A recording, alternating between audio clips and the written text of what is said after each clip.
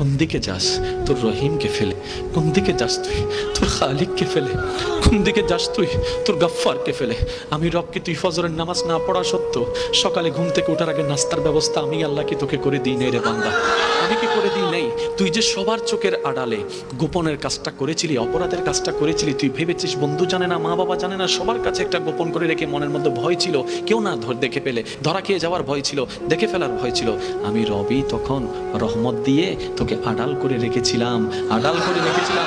যদিও তুই আমার জমিনে দাঁড়িয়ে আমার হুকুম অমান্য করছিস, ফেরেশতারা বারবার বলে মাওলা তোমার জমিনে হুকুম অমান্য করছে, তারপরে তো দয়া করো কেন? আমি রব সেই দিন বলেছিলাম আমার বান্দা হয়তো ফিরে আসবে, আমার বান্দা হয়তো ফিরে আসবে, আমার বান্দা হয়তো আমি রহমানের কথা চিন্তা করে ফিরে আসবে। বান্দা সেই দিন তুই আসিসনি ফিরে, তারপর আমি রহমত দেওয়া বন্ধ করিনি, তোর পায়ের শক্তিকে কেড়ে নিইনি, তোর চোখের আলোকে কেড়ে নিই নাই। আমি রব রহমান হয়ে দয়া করে যাচ্ছি, দয়া করে যাচ্ছি, দয়া করে যাচ্ছি।